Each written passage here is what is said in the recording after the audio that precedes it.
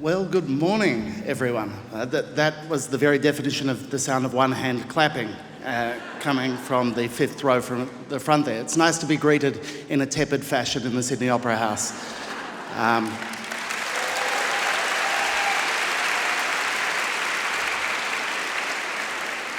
Rule one of chairing an event like this is don't milk the applause, and I've broken it already.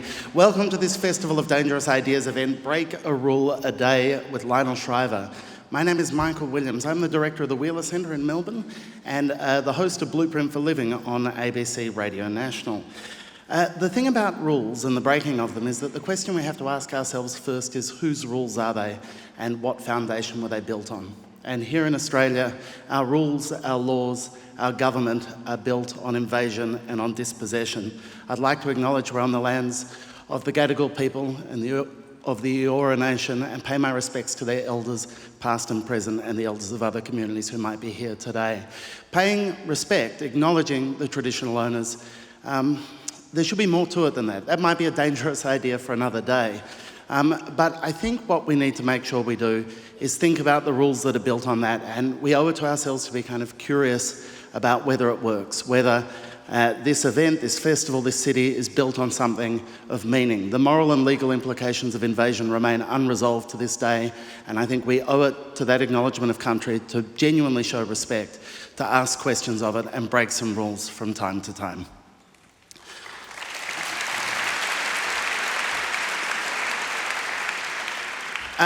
Now, you might be wondering about my credentials to host a session called Break a Rule a Day. I flew up to Sydney from Melbourne yesterday evening on a Virgin flight, and the announcement came out saying, please, if you're seated in rows 15 and behind, board now. I was in row 12, but I boarded anyway. Essentially, I'm like Australia's answer to Banksy when it comes to rule breaking, so I feel very well qualified for this. Luckily, we have a far more prestigious guest to talk about these things. Lionel Shriver is an author of 12 books. She is a breaker of rules. She's one of literature's finest writers at the moment. She is passionate, she is fierce, she is clear-eyed, and she's really funny, which is a wonderful thing. And her new book, The Mandibles, is no exception. It looks at an America that has suffered a terminal decline. It is futuristic, but only just. And I'm looking forward to talking to her today at length. A recent profile in The New Yorker said, Shriver takes ornery pride in her more contrarian beliefs. Ornery pride is something I think we could all lay claim to. But describing herself, she says, I am a writer, a cook, a sculptor, a tennis player, a big mouth, a hot head, a cut up, and a ham. Please welcome Lionel Shriver.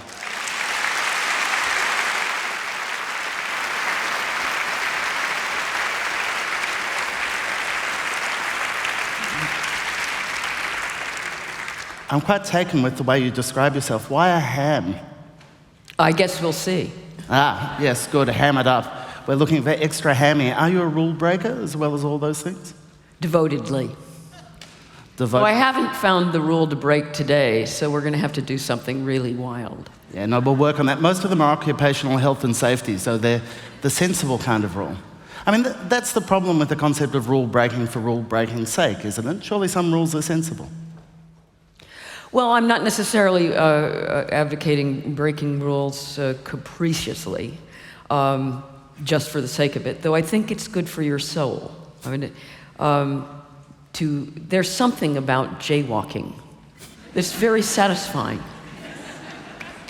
Much more satisfying than sitting there like a dullard, waiting for the light to change, and there's no traffic. Jaywalking. That's your dangerous idea? Just out in front of the car? I was desperate. No, I accept that. Do you resent being denied the chance to make your own choices for what you do? I like to be able to assess rules for whether they are sensible, and I will obey them if they're rational. So, you know, and we come up against this, especially in traffic. I happen to bicycle everywhere, but the same rules apply. And I find that I'm devoted about not violating other people's right of way. I think that's a very good rule. I don't like to have my right of way violated. And so I don't run over pedestrians. I'm one of those rare cyclists who actually stops at zebra crossings. And pedestrians look at me like, wow. So I'm respectful of those rules, which, in that Kantian sense, when universalized, what if everyone did this, add up. And that's why I say I wouldn't run the light just to run the light. I run the light because there are no traffic and no pedestrians, so what am I waiting for? Makes sense. Do you remember, were you a rule-breaking child? Oh, I was something of a tyro as a child, and threw a lot of tantrums, did not like being told what to do, and I haven't changed. So you worked out very early on that you needed to set your own agenda? Yes. All right, makes sense. So you wrote a terrific article earlier this year where you talked about what it was for you to be a libertarian.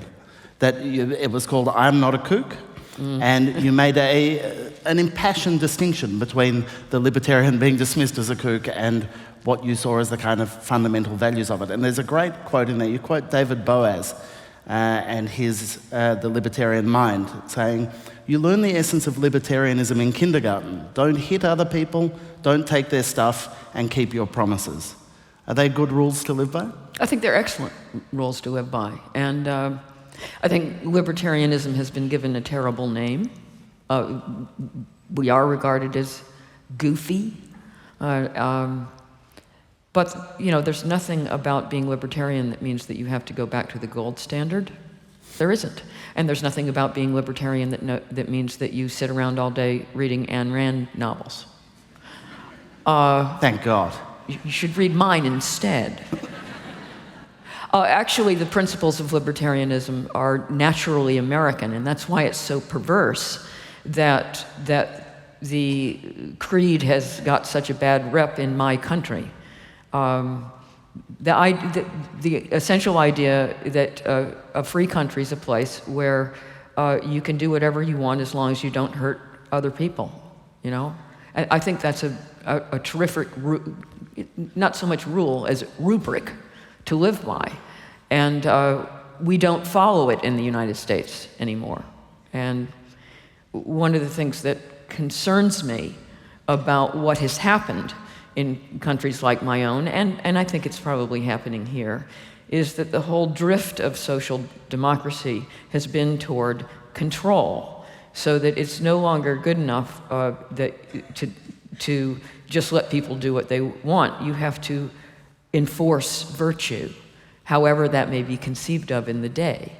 And I resist that model, and I think we are drifting away from the original concept of a free country that I grew up with. It is a very controlling system. It continually passes more and more laws. Compliance in every respect, especially in relation to taxes, takes up an obscene amount of our time, and I think is actually seriously depressive of economic productivity. Does that way of seeing the world rely on trusting your fellow citizens in believing that they can make good choices for themselves? That's right, but the libertarian perspective would argue that you have to allow people to make their own mistakes when the impacts are primarily on themselves. And there are plenty of gray areas, and I acknowledge that immediately, the things like environmental compliance, which I would support. So I would certainly call myself an abridged or qualified libertarian. I don't think that those principles are universally applicable. But this is what I liked about your article a great deal, was you acknowledge that we too often try to fit things into boxes. Even libertarianism isn't a terribly useful descriptor once you dig down, because there are bits where your natural impulse not to conform makes you go the other way. Well, the reason I latch onto the label is it's all I've got. And I'm in an awkward position in my own polity and I find this also in the UK, but especially in the US, that there is no party that represents my views. I am a social liberal. The policies I back would be downright permissive, and even more so than standard liberalism. I would legalize recreational drugs. I would legalize prostitution. Of course, I have no problem with gay marriage, and I am pro-choice. And by the way, the Libertarian candidate, Rand Paul, who ran in that vast array of Republicans in this election in the primaries, was anti-choice, which is unlibertarian. So even the libertarians in the United States are not libertarian. But I'm also a fiscal conservative. I don't hold out any hope for it, but I would really like to see the size of government constrained. I prefer a country that lives within its budget. I don't like debt. There is no party for me to vote for. The Democrats are, tax and spend, and they always live up to their stereotype. And the Republicans are social lunatics. So what, for whom am I supposed to vote? Well, I mean, by default, because of some of the social issues, they're so important. I end up voting Democratic. I mean, I've never voted Republican in my life. But, I don't think that's something to cheer, because I would like to be able to vote for candidates who represent my economic views, and I am unable to. That applause suggests that you need to reveal now that you hate small animals or something, just to get the audience offside again, because they're agreeing with you. They're feeling this all the way. I stopped them applauding me. Yeah, no, that's true. That's the opposite of milking it. That's a very good decision. One thing I read from you that seemed really interesting to me, because you divide your time between the UK and the US, and I heard you talk about the fact that your politics stay the same, but in those two different countries you're seen as different. In the UK you're seen as quite conservative, in the US you're seen as quite liberal, purely by dint of the kind of focus of those two places. And one of the things that's useful about going back and forth like that is to discover the arbitrariness of these categories. I mean, after all, the political position I just described doesn't belong to the left or the right in US terms. I'm just odd woman out. So I feel alienated from those classical left-right categories, because in the UK, I'm not just seen as conservative, I'm seen as a right-wing nut. And then I just take a quick, what is for you, a quick plane trip over to the US, and suddenly I'm a raving liberal, So it means I think outside those categories. And I find that very useful, because Western liberalism has gone completely off course and is now all about control. It's the liberals who want to bring in things like fat taxes and who want a confiscatory tax regime, a positively punitive tax regime if you earn more than a certain amount of money. They're very top-down, we're going to make you good. And that's not actually liberal. So in that I'm trying to carve out a position that I'm comfortable in, I look at these categories, I see the falseness of these categories, and I don't think within them. And what's useful about that is it doesn't trap me in a factional sense. That's very, so I'm not allied with the Democrats in the United States. And I think that in terms of a healthy electorate, that's very useful. I think party affiliation has a destructive side, because it means that we get into an us-them mentality. And rather than weighing up issues and candidates, we just root for our side. And that's one of the things that's really messing up Republicans in the United States right now, because, of course, their side has nominated Donald Trump. By the way, I have to tell you, I was doing a podcast yesterday, and I have never been so insulted the otherwise quite congenial interviewer asked me whether I supported Donald Trump.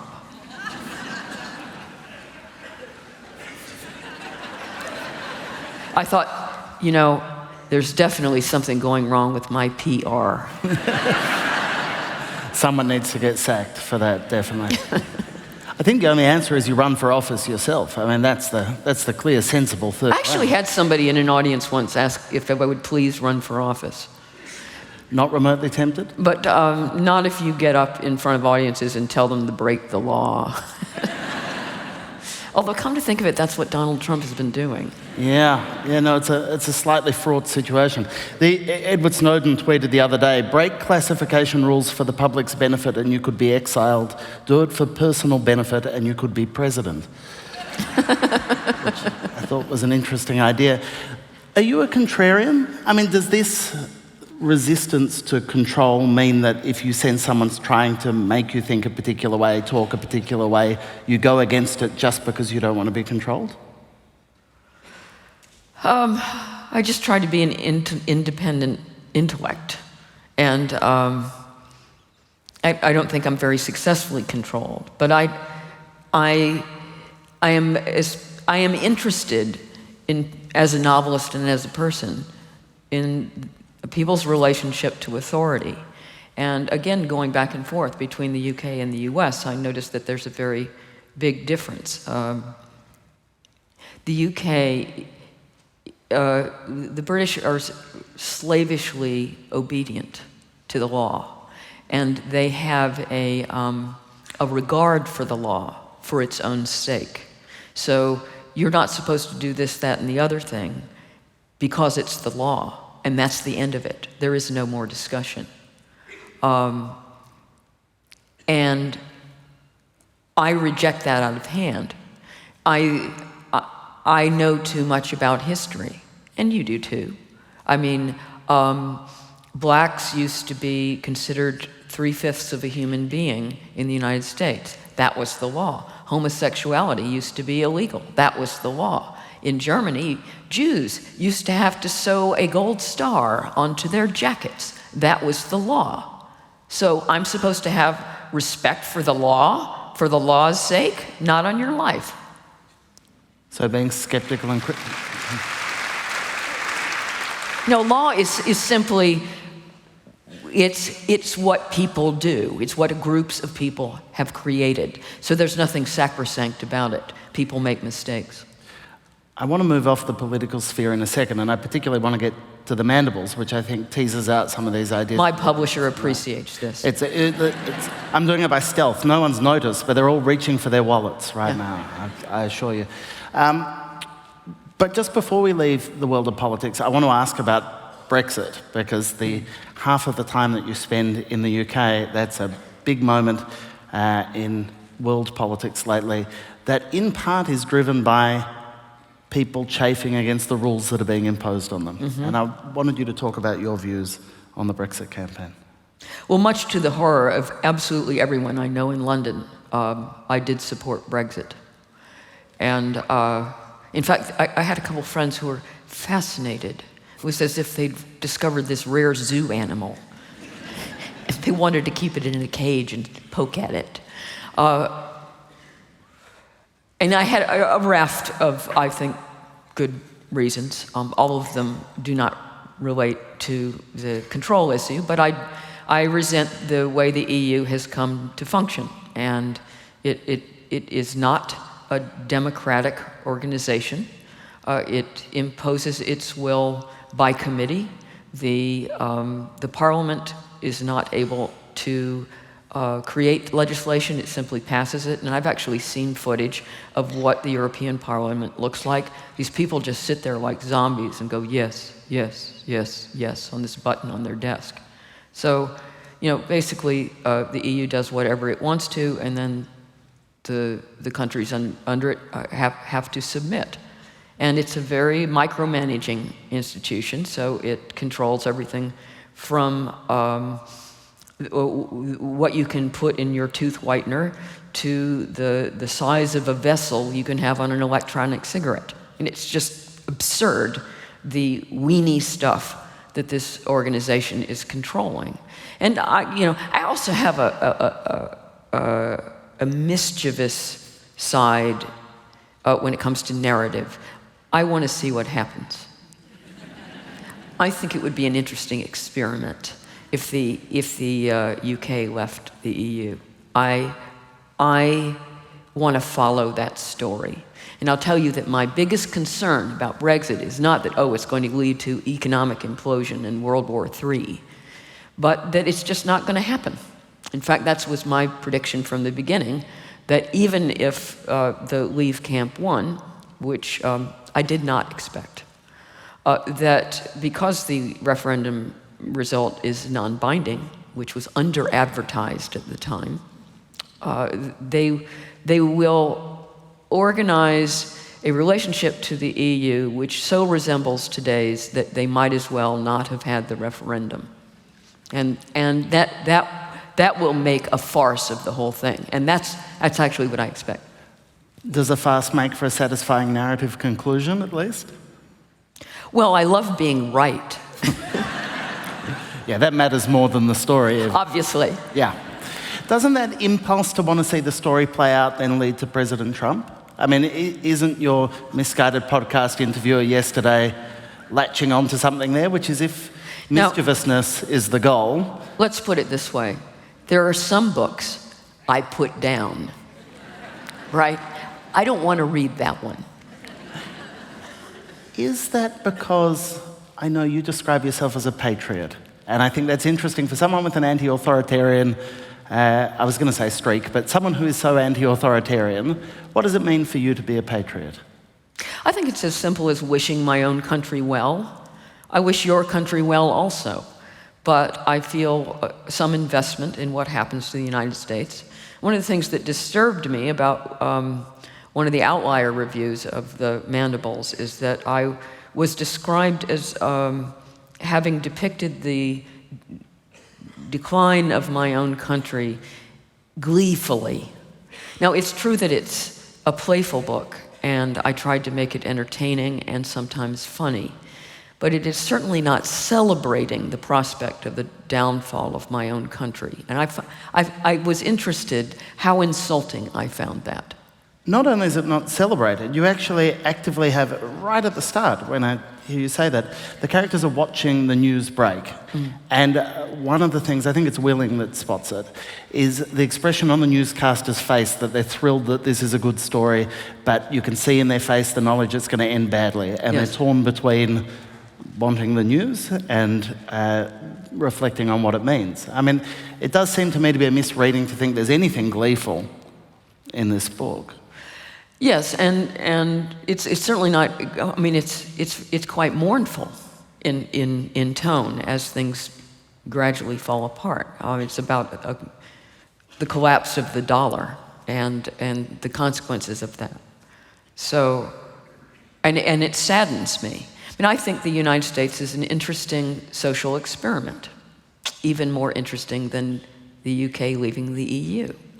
And it's a country that was formed around an idea, and most countries aren't. Most countries are accidents. They are a collection of histories or peoples. Many times their boundaries are arbitrary. They are rarely ideological, and the United States was formed around a set of principles. And the way those principles started out, that, you can do whatever you want as long as you don't hurt anybody, I think is brilliant. And I hate to see it subverted. I hate to see the texture of modern life become so sniveling and fearful. But I think it started out as a good idea. I'd love to be able to yank it back a little more to the way it was supposed to be. But I feel invested in what happens to it. And that's my version of patriotism. Lionel, snivelling and fearful, the kind of adjectives that make me love your books, and I'm thrilled to hear you say that. Don't you then, if you want to protect the idea, if the idea is that valuable, that's the foundation, isn't that when you set up rules? Isn't that how you protect the idea, is to come up with a set of controls to make sure it's okay, or is the idea robust enough without rules to enforce it? Oh, well, look, I'm not talking about living in a completely lawless society and expecting everybody to get along and you know, yes, of course we need some rules. Did I say break every rule a day? No. And what the law should be about is protecting.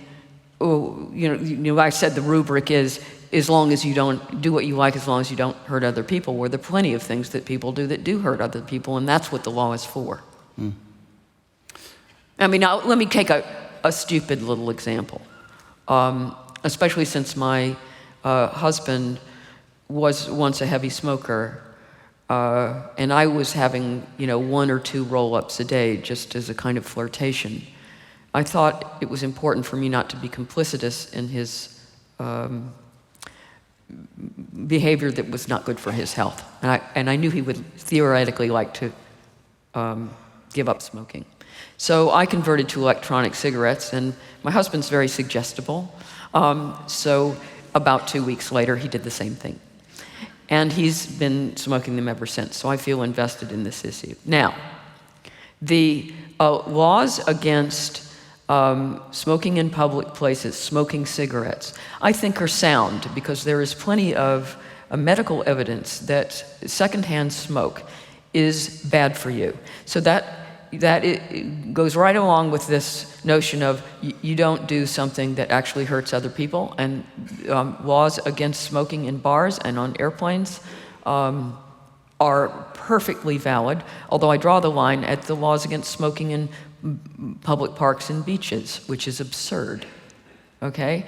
But what's especially absurd is to extend that to electronic cigarettes. There is absolutely no evidence that secondhand vaping hurts anybody, and yet we are, this is one of the countries that treats electronic cigarettes as exactly the same. New York City does the same thing. They are being demonized, but they don't hurt anybody.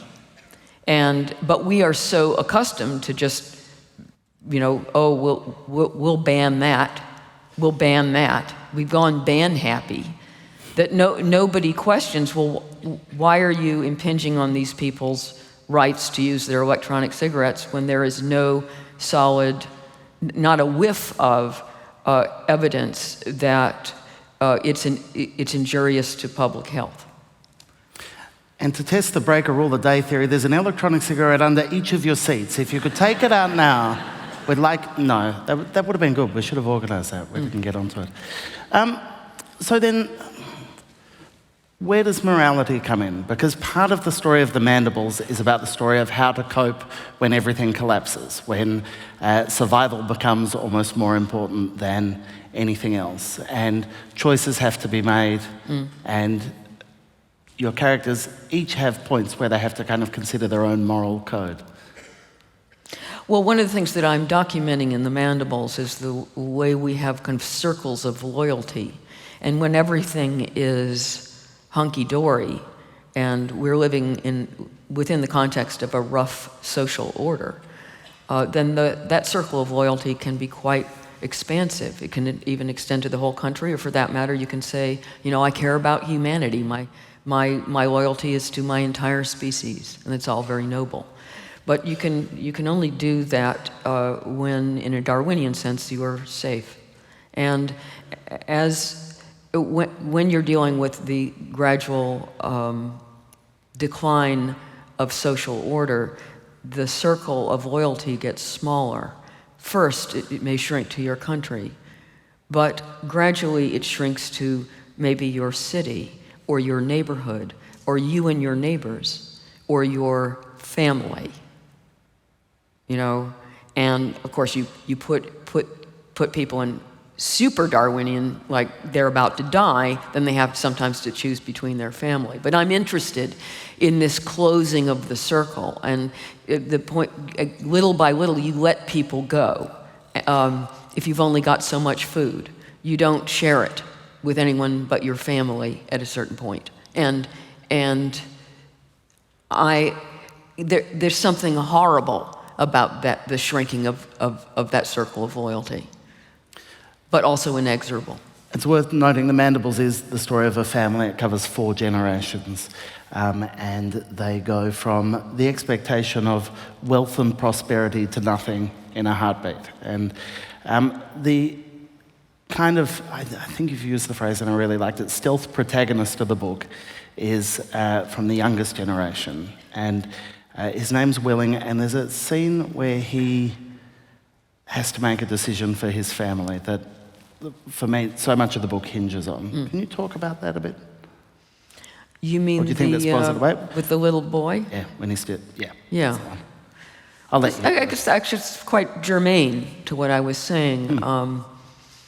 There is nothing in the house for dinner, and it's one of those, we say that a lot, oh, we have nothing to eat, and actually our pantries are full of grains and cans, and we just can't come up with anything. But no, there's really actually nothing in the kitchen. There's nothing.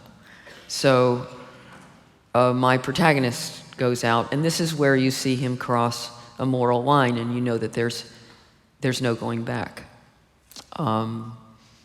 And his mother had been feverishly gathering up.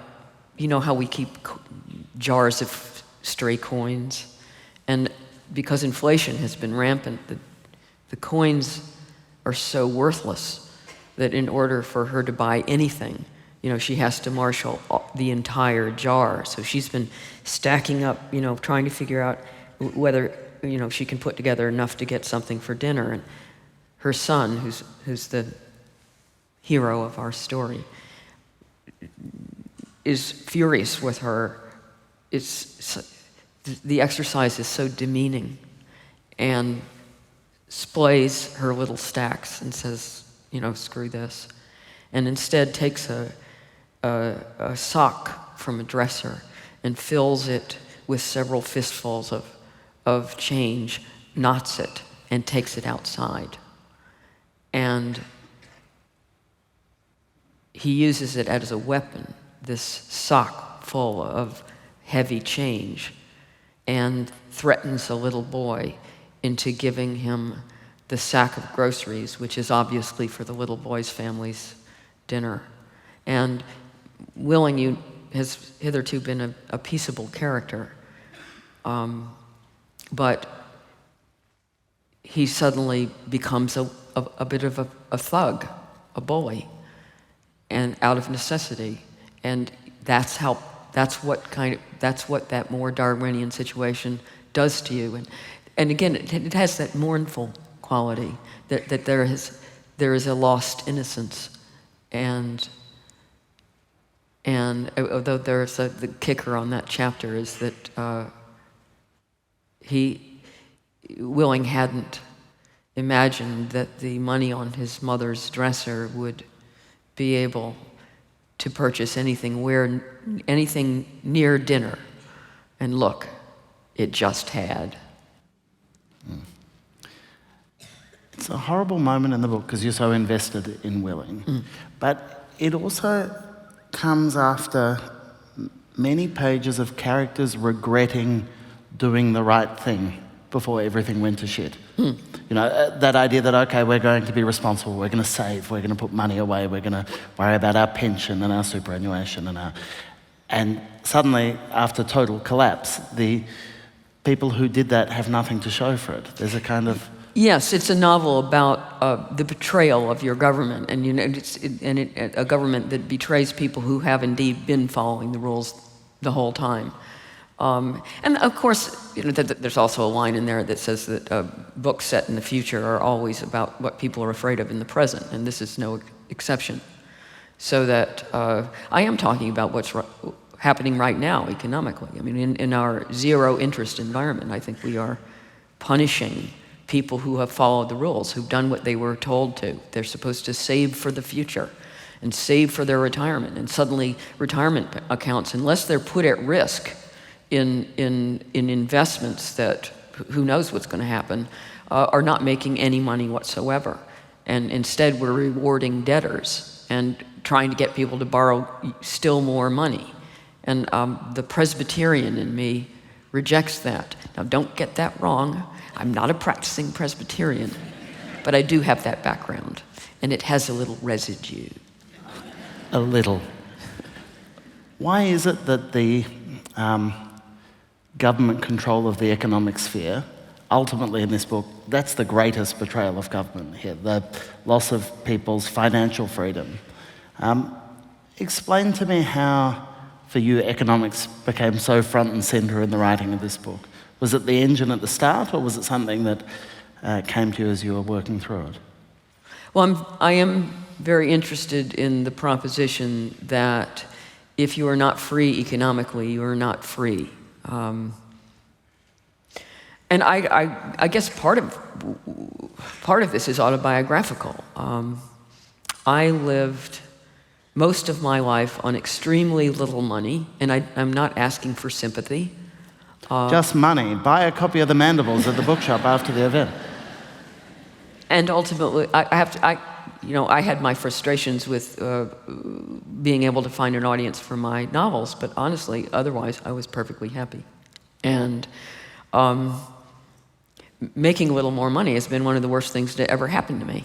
And I know that nobody wants sympathy.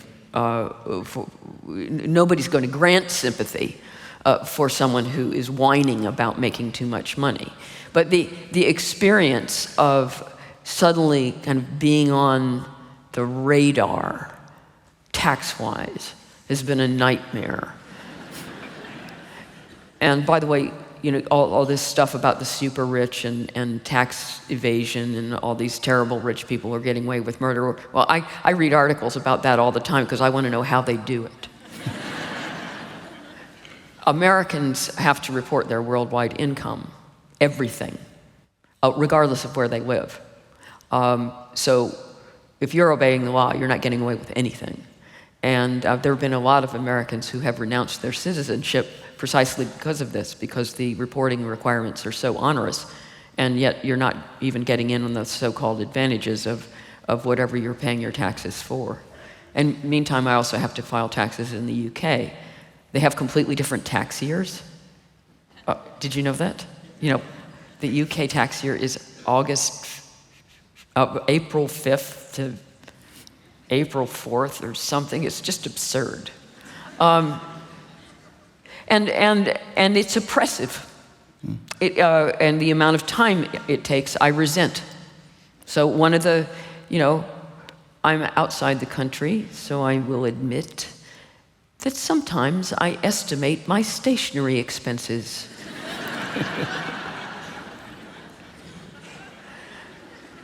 And I find the complexity of the tax code a tyranny, and I am angry about the amount of my time per year is now commanded by having to comply up the wazoo with both these countries.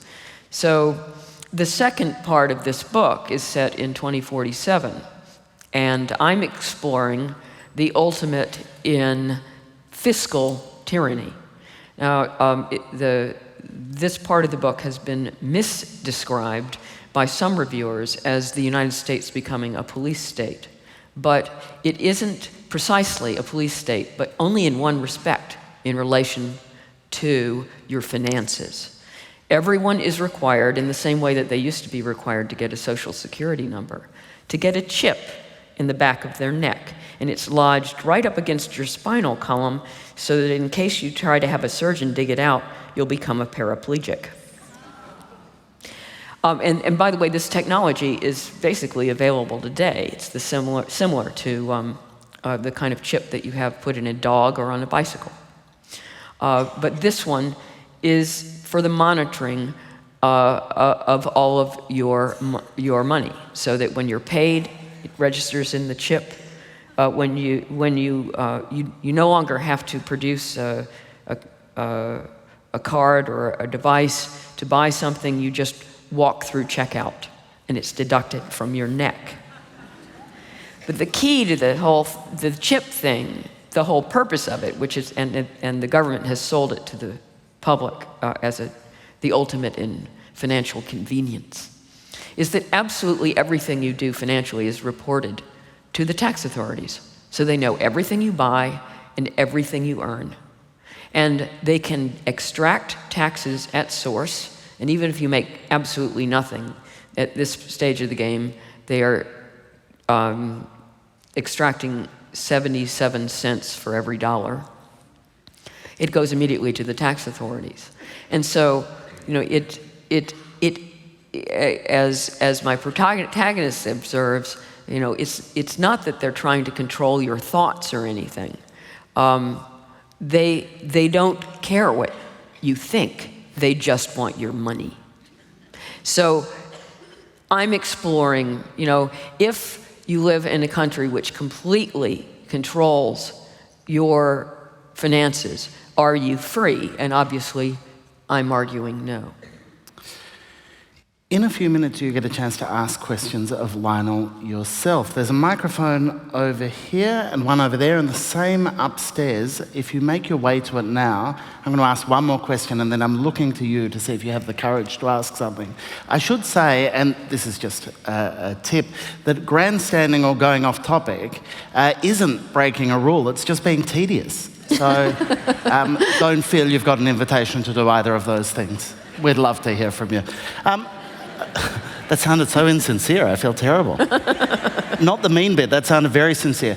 Lionel, how do you feel about reviews of your work, and Mandibles has it as well, that talk about you as a writer who's interested in thought experiments, that you use your novels to kind of tease out ideas that push beyond the rules that we might not break in day-to-day life?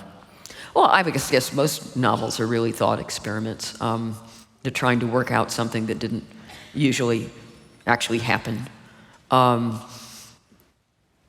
the whole idea of the near-future dystopia novel it's always a thought experiment. That's what the form is. And in this case, you know, I am designing a specifically economic dystopia, which is why I wouldn't describe it as science fiction, because I'm not especially interested in advances in technology. So I deliberately make the technology in the book boring, because I don't want you to pay attention to that. There are a few advances. Oh boy, we have driverless electric cars. You know, I play with a few little things like, yes, everyone has one of those computerized home management systems, but they don't always work. So I have one character whose system keeps ordering more milk. And it keeps arriving, you know, like the Sorcerer's Apprentice. That was kind of fun. But yeah, I mean, all novels are thought experiments. The other thing that's clearly fun, though, is the book is in part a damning indictment of your generation. And so as a consequence, you put a thinly veiled version of yourself in the book to make it clear that you're not letting yourself off the hook. Yes. And you clearly have a lot of fun creating fictional Lionel or Nolly. Yes, there is one character in the book who was born in May 1957, by sheer coincidence, and who is also a novelist, and that means I broke my rule against using novelists in fiction, because I find that annoyingly lazy. But I couldn't resist this playfully. The character's name is Enola Mandible, but she goes by Nolly, and I'll tip you off, Nolly is an anagram of Lionel. You know, it wasn't really easy to come up with a name that's an anagram of Lionel. You try it. And, you know, she's obnoxious, she's opinionated, she's aggressive, she's bossy, and gets on everyone's nerves, and she's an exercise freak, even at 73, long past the point at which any of this hopping up and down is going to make her look the slightest bit more attractive. And all of her novels are actually the working titles, the really awful working titles of my novels. And this was an act of daring on my part, because I usually don't let those titles out of the house. So I have now come clean on the fact that the original title of We Need to Talk About Kevin was Cradle to Grave. Oh my God. If I had gone with cradle to grave, we wouldn't be here. No, that really would have stunk up the room. That's a terrible title. It's a chance for you guys to see ask some of the other questions. ones. Yeah, no, you're a wiser novelist than Nolly. Did it surprise you that she was so likable? Well, the weird thing was that I created her in order to make merciless fun of myself. But then, despite myself, I kind of got to like her. So she ends up being a positive character by the end of it. And while I think maybe that on a fictional level that's disappointing, I think it at least is a good sign for my mental health. That probably matters as much as the fiction, I think. Now, there's a question over here to kick us off. Turn it on. Right, thank you.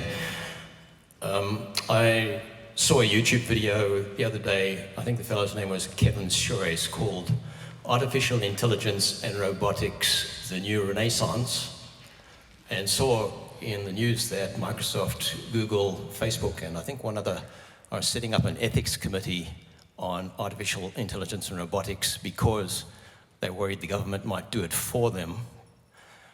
I'm wondering if you were to write now a book or sometime in the future looking at and traversing the worlds we're going to pass through as artificial intelligence and robotics take their place in society, what sort of worlds do you think it's going to traverse?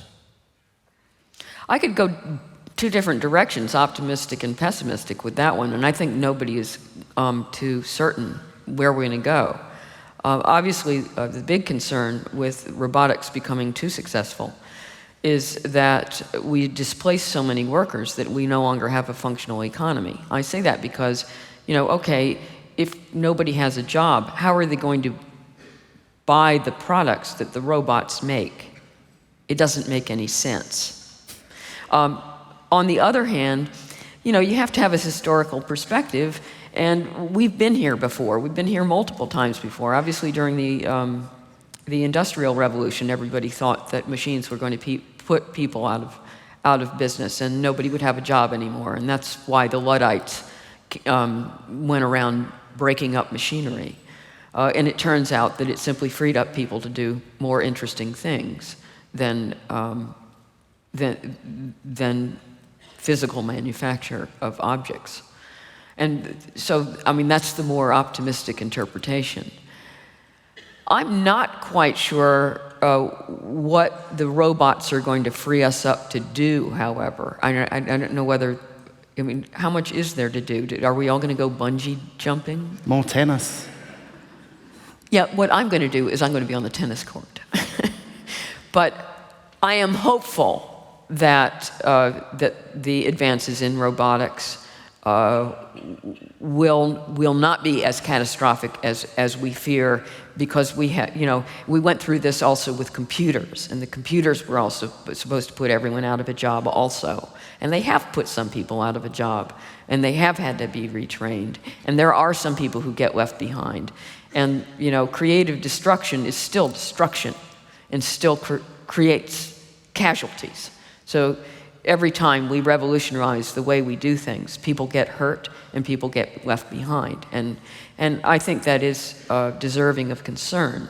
But the one thing that never seems to work is to stand in the way of a new technology and say, well, we think we can't figure out how this is going to work economically, so we're not going to allow you to make the robots.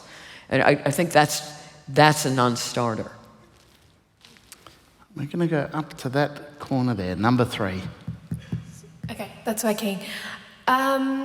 In Western society, particularly post the GFC, when governments have accumulated a lot of debt, especially here in Australia with our debates around the budget deficits, we see this idea that somehow tax cuts are tantamount to welfare or morally the same as receiving cash transfers from the government. What do you think that says about people's understanding about the relationship between individuals and the state? I think that's a good question. I really resent it when tax cuts are portrayed as gifts of the government, of your own money. Thank you very much. Right? So the presumption behind that kind of argument is that the government owns all your money, and therefore, and it will allow you, if you're really good, to have a little bit back.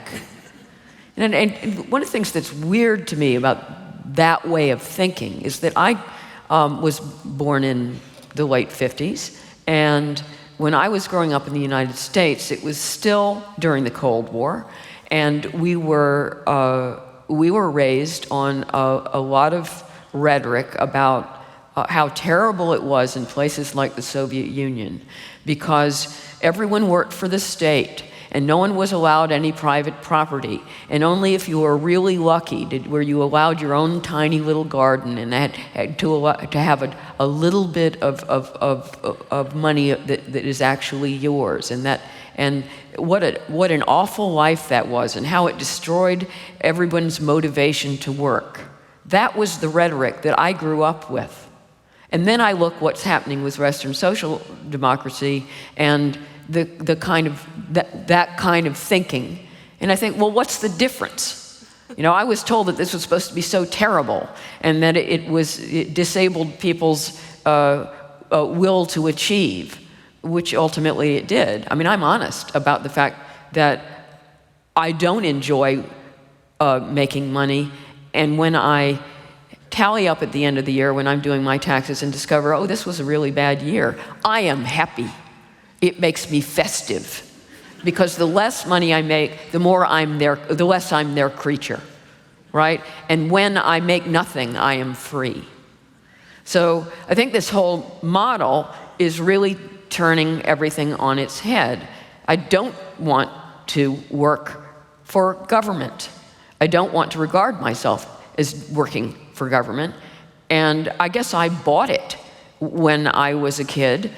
I heard about the way things were done in the Soviet Union, and it didn't sound very cool to me. So why should we imitate it now? Thank you. I would really like you to bring out a line of festive Christmas cards, because your idea of festive, I think, could shake that up a bit. I think they would sell very well, which would be disappointing over here. Yeah, question about Kevin, I guess. What would be the libertarian view and your view about gun control, which we in Australia control quite heavily, maybe not heavily enough, but is certainly uncontrolled in the US and leads to a whole lot of stuff, including Kevin? You know, in principle and as a practicality, I'm a little torn. I basically do back gun control, and I think I'm less safe in the United States because it's so easy to get guns.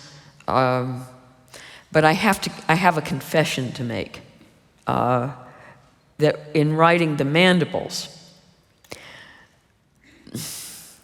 what does my family ultimately need to acquire when things really go to hell? It was hard to avoid. They needed a gun. So, and this is a confession, because it's kind of in violation of what I really think. I mean, apropos of, you know, you can do whatever you like as long as you don't hurt anyone. Well, you know, guns hurt people. So I'm not too keen on people running around having guns. But at the same time, I did make the fact that my main character was able to get hold of a gun, it saved their lives. So I have some regard for the gun lobby's claim that, you know, that is an aspect of being free. But it's very uncomfortable. And I included that detail in my novel uncomfortably and in a state of dismay. Is that how you know you're writing something worthwhile, if you're a bit uncomfortable about it? Yeah, I didn't see how I could avoid it. I mean, I did start out with the protagonist using a sock and change as a weapon, but that wasn't going to protect his family for very long. So, but of course, you know, in my defense, we're talking about total civil breakdown by the end of that section in the novel. And in those circumstances, yeah, I'm sympathetic. I can see why people want a gun to protect themselves in certain circumstances. So I think it's worth not being simplistic on this issue and just saying, you know, citizens shouldn't be able to get guns. There are people who live in situations where they may need one. I think there are places on the southern border of the United States that have become so lawless and frightening and crawling with drug dealers. And I'm not chiming in with Trump or anything, but it is real. The Mexican drug cartel thing is real. He didn't make it up. And so I can see if you were a farmer who had property on the border of the U.S. and it was a major, you know, drug route, I might get a gun. So, yeah, I support gun control, but with some qualifications. There's a question up there next. Okay, thank you, Lion, for a very interesting set of views. My wife and I are passionate cyclists, and we believe that wearing a helmet on a main road is a good idea. However, in Australia, it's illegal to get onto a bike unless you're wearing a helmet. Now, this only applies in Australia and New Zealand, so I think we can safely say that over 99% of the world population of whatever political persuasion don't feel it's necessary to have this law. So I very much agree with your mantra, which is you should do things that if they don't hurt anybody else. So every day we ride our bikes without helmets. Now, Don't applaud that. I'd really like your advice, obviously, because you must have come against this problem as well, is what should I say to the policeman when he stops me, as he has done on a number of occasions?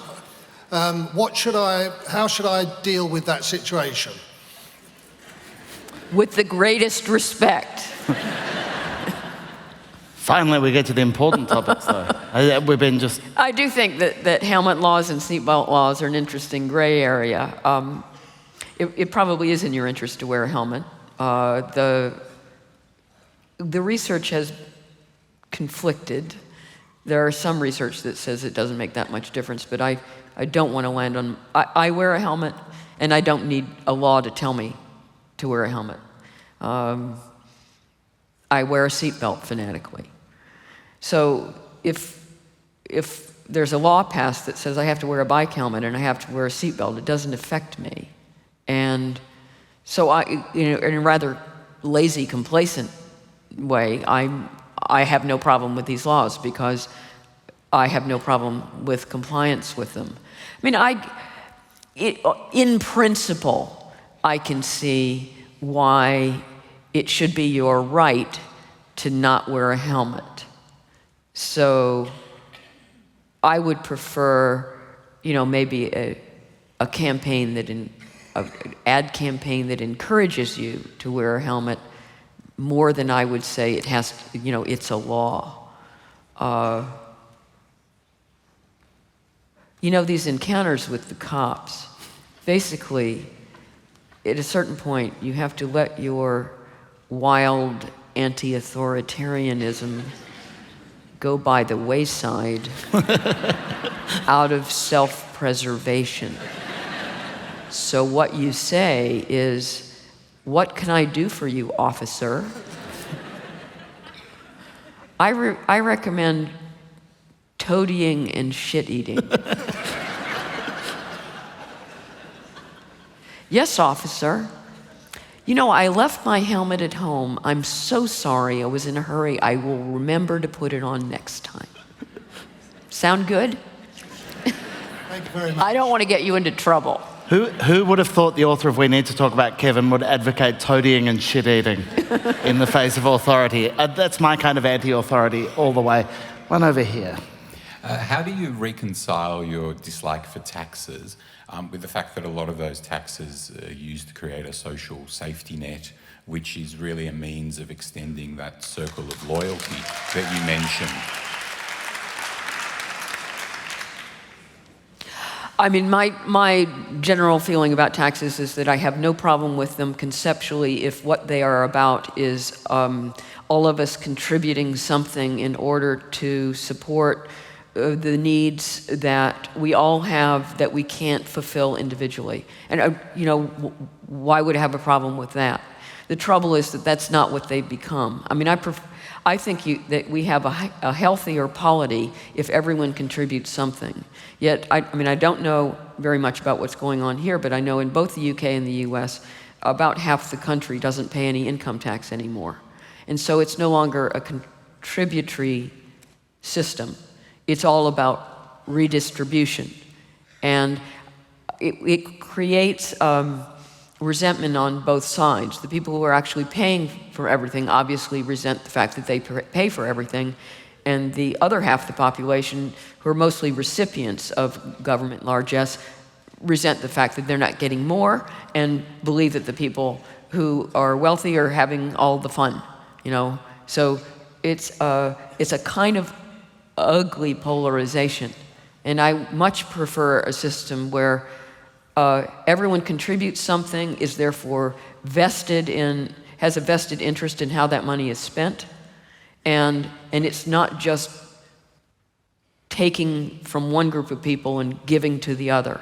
I like the idea of everyone coming together and, to the best of their ability, contributing something. And I think that, I know that's probably not popular here, but I think there's something to be said for a flat tax.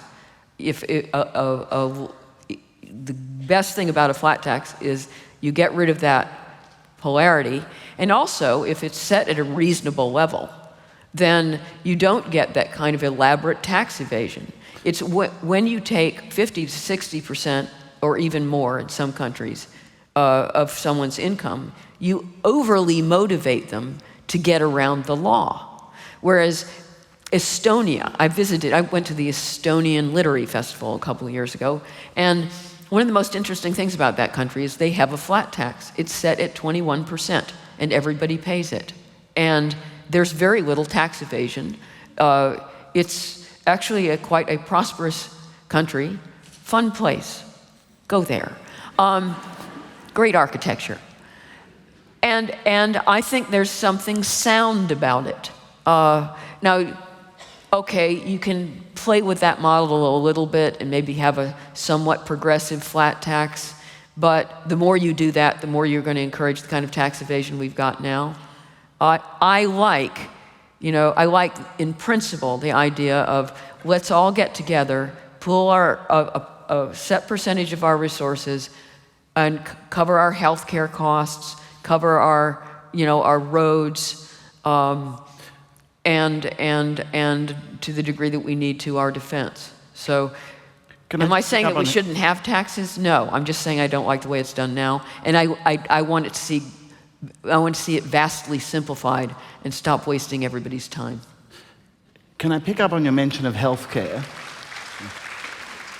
Anyone who read So Much for That would know that this is a topic that you're very interested in and concerned about, and you get the experience of seeing the US model and the UK model.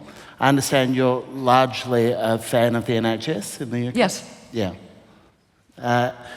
Why are Americans so caught up in the idea of universal healthcare? Why do they get so angry? Why they hate it so much? Yeah, why socialised medicine? Surely that's working against self-interest. I understand self-interest. I don't understand it, actually. Everyone talks, the people who are resistant to so-called socialized medicine in the United States always talk about, I want to be able to choose my doctor. But, if you take a look at these insurance plans, you don't get to choose your doctor. They're extremely restrictive. In fact, all the things that people want to be able to control, they don't control. They can't control which doctors they use. The insurance companies control which hospitals you can use. I mean, it's ridiculous. And in my country, everyone is just holding on by the fingernails and can't wait to turn 65 so that they'll be covered by Medicare. And that's socialized medicine. You know, I followed what's happened to Obamacare, or the Affordable Care Act, very closely, and you know, it was a deadly compromise. It was what Obama thought he could get through, and I was sympathetic, but it's still putting the insurance companies in charge, and it is not working very well. We have time for one last very short question, and we're going to take it down here at number 2. Oh, you're not waiting for a question. I'm sorry, I take it back. Guess what? We're out of time for questions. Everyone else, I'm so sorry. But we have run out of time. The countdown clock is reminding us, and there's one rule we can't break at the Opera House, and it's running over time. Please. Oh, that inspires me to keep talking. Yeah, let's go. let's teach them a thing or two about time. Ladies and gentlemen, Lionel Shriver.